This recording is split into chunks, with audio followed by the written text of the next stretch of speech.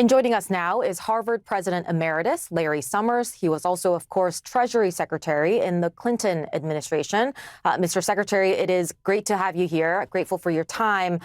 After this news came out on Thursday, you wrote on X that the Trump administration's vendetta action against Harvard is now over the top and that it's crazy to make enemies of thousands of the most talented young people from around the world. You're saying that there needs to be due process here, but what recourse does Harvard have at the moment?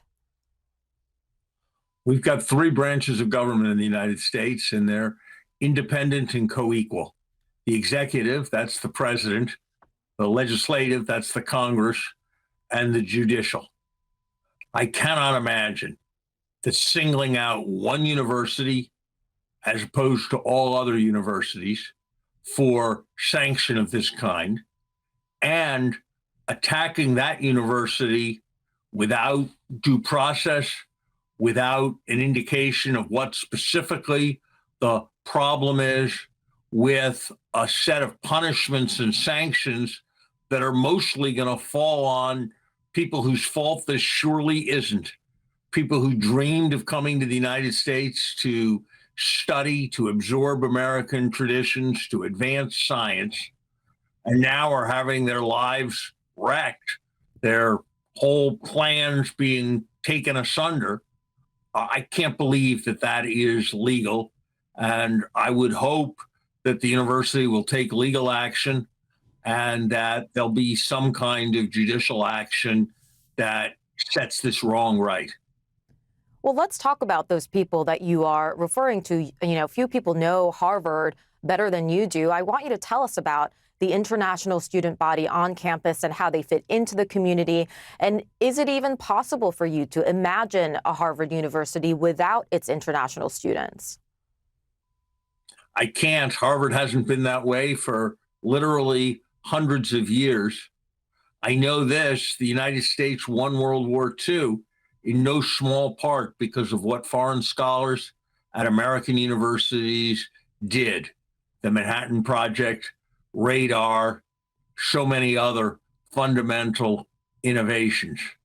I know this: we wouldn't have met the pandemic in the way we did without all kinds of people from abroad who came to American universities and helped discover the vaccines. I know this: we wouldn't have the kind of prosperity that we have without people who were drawn to the United States by the opportunity to study at great universities like Harvard, and went on to found great companies, to get patents that were the basis for pervasive innovation. So, Secretary Summers, the school is in the position that it is in now because it has really stood up to the Trump administration in ways that, many other elite institutions haven't.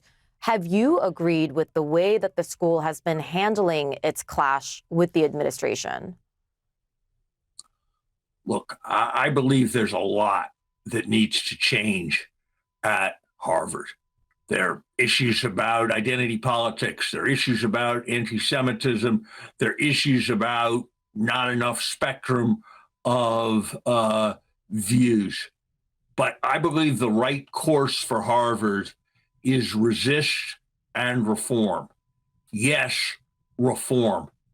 But, we now have a government that is trying to bring law firms that represent certain defendants it doesn't like to their knees, that is sending people out of the country, even American citizens, without any due process protections, that court after court after court has found to be in violation of the law regarding federal spending powers by cutting off what Congress has ordered.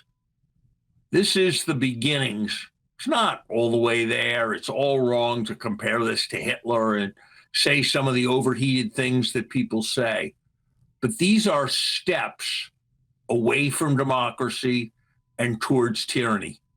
And if an institution with all Harvard's resources, an endowment of more than $50 billion, all its prestige, its incredible network of alumni, presidents, Nobel Prize winners, chief executive officers, great artists.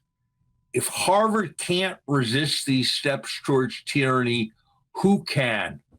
So I salute our current president, Alan Garber, for his courage and steadfastness.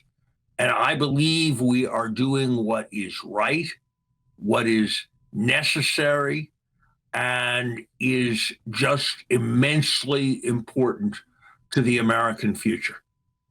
Larry Summers, thank you so much for sharing your very unique perspective on this story with us. Thank you.